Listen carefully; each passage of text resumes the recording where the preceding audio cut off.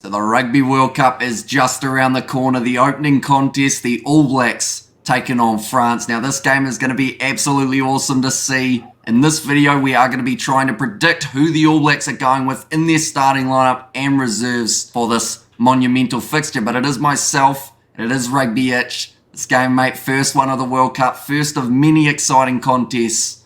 It's going to be a great one. The All Blacks, they have to try and fire back, don't they, after that last performance? No, they definitely do. I mean, they definitely don't want to make it 2 losses in a row, that's for sure. I actually can't even say yet who's to win. Like, it's going to be so close to see who actually wins this game. Like, it's really 50-50 because normally I say, like, oh, one team, because of the injuries on the injury front is kind of better suited for this game. But at the same time, both teams don't have kind of their first team kind of going out here. We'll see what happens, but it's going to be a very exciting game to watch no matter what. And with those big injuries, it does mean that we have had to make a few minor adjustments to our starting lineup and reserves, including this front row. So we will start with that. Who have you got as the 1, 2, and 3? Yeah, so as I mentioned, there's really going to be one change here. Again, no matter what, we're going to like Ethan de Groot at the number 1, then going with Cody Taylor number 2. But for number 3, this is actually where I thought the main change. Obviously, with Tyler Lomax unfortunately out, I assume just for this game. That's kind of what we're predicting here, but hopefully it's just only out for this game. But in his place, I've gone with the likes of Fassi. And it's a big call because there's a lot of people you can go within this position. Like, if you wanted to, Fletcher Newell, you can go with Tamati Williams. You can even go with, I don't know, Nipolalala if you wanted to. But I feel like Fassi, he's played more in this position, I think, throughout his career. And I think he's just one of those players which he's just experienced. He's probably one of the most experienced players, I think, in terms of the squad. I mean, the only other person I could look at is really Nipolalala.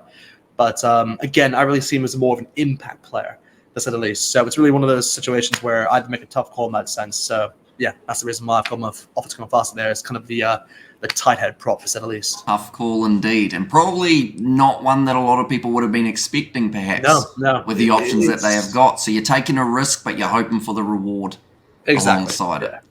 For me, number 1, Ethan de Groot. Even though it did look like he had some sort of small injury in the game up against the Springboks, I believe he will be 100% going into this France game. Number 2, I have gone with Cody Taylor, just like yourself. Although, interestingly enough, the All Blacks, they didn't actually play him in that last game, deciding to rest him, saving him for this big matchup up against the French, where he'll more than likely go head-to-head, maybe with Julien Marchand, I would assume, will be who they go with the starting. They've got Bougeret as well. They've got a lot of great options in that front row for the French, so it's going to be a challenging one, no matter who they go with. Number 3, though, I have actually gone with Nipolalala here, mainly because we've seen him playing tight head prop a bit more this season. We've seen Fassi playing a little bit more a loose head, so I decided to go with Nipolalala instead in that front row. But now looking through at the locking duo. Number 4, I have gone with Sam Whitelock, going with a lot of experience here. Now, if it was up to me, I may have gone with Tupavai in this position, but I believe that the selectors will look at the experience of Whitelock and give him that number 4 spot in this game up against Les Bleus. And then number 5, a man who in some regards is pretty lucky to be playing this game after what he did in the game up against the Springboks. He's got to be a little bit more careful than that heading towards the Rugby World Cup. We don't want an Owen Farrell or a Billy Vunipola scenario happening here. But Scott Barrett, he is my number 5. He's been in great form, other than, of course, that card, well, the 2 cards that he got in the last game up against the Springboks. He's looked relatively solid, looking like he's having a very good 2023. So that's why I've gone with him. No, I respect it. I mean, again, that's kind of the exact same team I'm going with. I've gone with Whitelock as well as Scott Barrett. I just think it's you got to go with that duo just because, I mean, Whitelock, like you said, just brings a lot of experience. And personally, I don't think he's as good of a player off the bench compared to when he starts. So I think it's just better to have him start anyway from the get-go.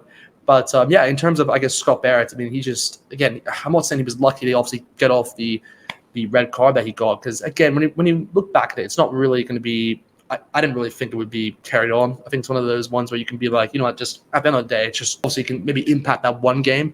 But besides that, I think they made the right decision to make it, not a band further in that sense. But I'm excited because, I mean, Scott Barrett, I mean, we have to remember, guys, that even before that game against the Box, he was literally the informed player for the All Blacks. So I just think he has to, I think he can stand out once again. I think he has the capability to do that. So yeah, that's the reason why I've gone with him as well as Whitelock as my duo for this game. And I would assume that if Brodie Retallick was match fit, he may have been taking that number 4 jersey. 100%. Yeah, I would put him over Whitelock any day of the week. And that is probably the same for this number 6 position in regards to Shannon Frizzell's injury. I know a lot of people would have liked to have him as their blindside flanker. For yourself, who have you gone with in that number 6 jersey rather than Shannon Frizzell, as well as the other two in the loose forward trio? Look, it's a tough call because, again, they did decide to go with Luke Jacobson as kind of the, I guess, the successor, you could say, to Frizzell for the meantime for his injury. And in my opinion, I don't think he played as well as he could have in the game. But again, it's not really his fault because the All Blacks didn't have as much possession and he couldn't do much with it. So it's difficult to really put him in. But I've made the bold call to you guys, and I've actually gone with Dotspot Lee. I've actually gone with him number 6. And I know this is very bold to make because he hasn't played there a lot for the All Blacks, but he has been used there in some points, in some games. I can remember a while back he was using number 6. I just think that he has the capability to play in that position. And again, he's pretty good in terms of lineouts if needed. He's just another jack off the ball. I think he's just that good of a player, which you can't really look past to. So yeah. To believe he's my number 6, and then number 7, pretty easy. Sam Cane, no doubt about that one. Again, you can maybe say on the discipline front, just needs to work on that. Obviously, following that last game, but knowing him, he can definitely he'll bounce back pretty comfortably. And then number 8, Artis Villa, plain and simple, one of the best 8s in the world. Well, you can arguably say the best 8 in the world. So he's definitely be my number 8 for this game. Alrighty, so for myself, I have actually stuck with Luke Jacobson as the number 6. This, I feel, is actually where the perfect opportunity would have been for Sama Penifina if he was in the World Cup squad.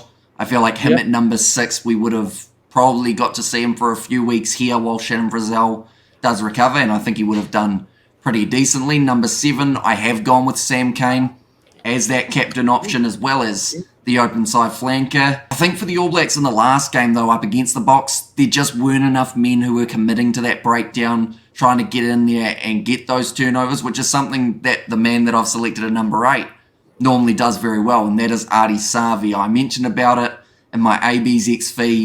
He's one of those players that gets more turnovers, I believe, than pretty much any player in World Rugby when they're only 5 metres out from their own line. He seems to be able to get in there at just the right time, rip the ball away, and if he can do that around the halfway line, the All Blacks could get themselves some decent attacking plays. But looking through now at the back line, number 9, I have gone with Aaron Smith. Huge amount of experience under his belt. Just feels like the right option heading into this game up against France. And that also means that we get to see Aaron Smith versus Antoine Dupont. So that will be a very entertaining one. We were going to get to see the battle of Mo'unga and Intermac, but unfortunately, due to the injury of Intermac, that cannot happen. But I have still gone with Richie Mo'unga as my starting number 10. Yeah, no, I totally agree. It's been a great kind of a battle to see between Smith and Dupont especially. But again, same as you, got with Aaron Smith here. I just think you've got a ton of experience under his belt, and I've said this in the past, but the All Blacks love playing under that scrum half, and Aaron Smith is one of the best in the world in terms of passing. So you just got to use that, use his ability really. So he's my number 9. And then number 10, same as you, I've gone with likes of Richard Mo'unga as well. Again, there was always that question really between him and Beauden Barrett, who was going to be the starting 10. But it seems like Mo'unga has kind of earned that place now, which is good to hear. Actually, it feels weird to say that, but it's good to hear that they've made that decision now. It's there's no debate really with it anymore. So he's number 10. Okay, so you said between Mo'unga and Barrett. Does that mean that there's a chance we see McKenzie? There's McKenzie, yes. Going to fullback here in your lineup? You're making the debate again. McKenzie, confirmed 15. You heard it here first. Yes. Now, we move on to the centres, ladies and gentlemen. For yourself, who have you got as your inside centre and the man on the outside? Unchanged from the last game, perhaps? Yeah, I'm going with an unchanged one here. Again, it's probably one of the areas which actually was, I hate to say it, was one of the weakest, actually, I'd say, in that game against the Box, because they really just steamrolled them over in that position with Andre Stasen as well as Kenny Moody. But they got the better of Jody Barrett and Reiko. But I have decided to go with them too, as to do it once more. I just think they can kind of redeem themselves in this game. And I think and the great thing is that because they don't have Dante there anymore, I think it actually makes them even more but it just makes them even more likely to, I think, do well in this game. I think they can make more of an impact, to say the least. Just because I think if Jonathan Dante was there, I don't think they would have an answer for him. Because I mean, in my opinion, he's probably better than Andres Azen. So he's like, he's. I've said this common off, by the way, but he's a batting ram. He's literally the definition of a batting ram, Dante. So to not have him in this game, it's a big plus, really, from an all-bat position. So, and obviously helps Jordy Barrett a lot in that sense. So, yeah, because again, I kind of think they'll go there now. Because they'll have they have a lot of players that can actually go in that position. Because Fiku, of course, will be in the number 13, but then if he goes to 12, maybe then you put Vincent in there, or I don't know. You could. See, that's the thing. It's been for so long. Everyone in their dream 15 for France has had Dante as that number 12, and now that he's been moved, it's like everyone's got a gap that they need to try and fill. And they're trying to find players maybe out of position who are going to play there. Like you said, Vincent might be an option. I think what they'll do is that with him, because he can really play 12 or 13, but it really depends on where they want to put Gael Faku. But again, no matter what, I'm still going with Jordy Barrett and Rico. I think that's what I assume what you've gone with as well. I have same exact combination. Sorry, I had to build suspense a little bit. But Jordy Barrett, number 12. Seems like a very good option. Yes, we didn't see him have the best game up against the Box, but we do know that he has got some good games that he has played in the past, and maybe a couple up his sleeve for this Rugby World Cup. Rieko Ioane shut down completely by Moody, and I'd like to think in this game he's going to find a way of getting a little bit more involved, create his opportunities rather than having to wait there looking for them, and it could help the All Blacks out drastically. But now moving on to the back three. Number 11, Leicester Nuku. Now, this is a little bit of a controversial one because I know that a lot of people would say they'd still put Mark Talia there. But I'm looking at this game with the fact that it will be whoever we select versus Damien Penaud, the try-scoring machine from France. One thing that has been criticised about Mark Talia, even though he breaks through tackles and he does normally get that go forward, his tackling percentage is normally a little bit lower. So the reason that I've gone with Leicester Nuku is going to be because I feel he could be just that little bit safer when it comes to the defence, and also with that little bit of extra size perhaps can try and break through Damien Penaud as well. I wouldn't be surprised if they go with Mark Talia. In fact, there's a high possibility. In fact, plot twist, they'll probably go with Caleb Clark, someone who everyone has forgotten was even in this All Blacks side. But then number 14, I have not gone with any of those names that I have mentioned. I have instead gone with Will Jordan. Yes, playing slightly out of position again, but at this point for the All Blacks, I think Foster thinks he's a right winger. So that is where he has spent a majority of his time, an absolute superstar when he's got the ball in hand. And I'm hoping the All Blacks will find a way of getting it to him. Number 15, I've gone with Beauden Barrett. Decided to keep him there. I know that some people aren't a fan of Barrett at 15, but I think that that's the most likely option. They'll go with that experience. I just hope he doesn't decide to go for those chip and chases so often, because it's brilliant when it works, but the other 15 times that it doesn't work, you're just giving the possession away. And I don't think France are a side that you can afford to give the ball to any more than they're already going to have it, because they are a clinical side and they will certainly try and make you pay for it. I got to go with Martel at the number 11. I mean, and again, like you said, he may not be the most efficient tackler, but he's going to give you that X factor that no other player can do in terms of, what he's known as the slippery hill, just kind of getting past players, shifting around them, doing 360s, whatever he does. But Martellet, you got to go with him. He's been one of the most informed players in Super Rugby, and he's allowing him to carry that over into the international stage, particularly in a World Cup. I just think he deserves it. I mean, for all the games he's just given us in Super Rugby, I want to see him do well in the World Cup. Like, again, look, I may be a Bok fan, by the way, guys, but if there's one player I'm cheering for so much in this Rugby World Cup, it's him. So I really want him to do well. But again, similar to you, I've gone back to Will Jordan, number 14. You got to go with him there.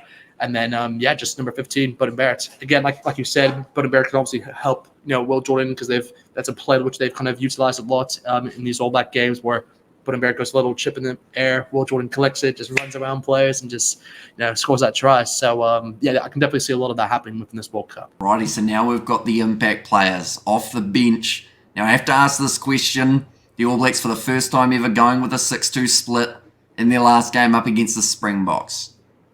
Have you stuck with it? No.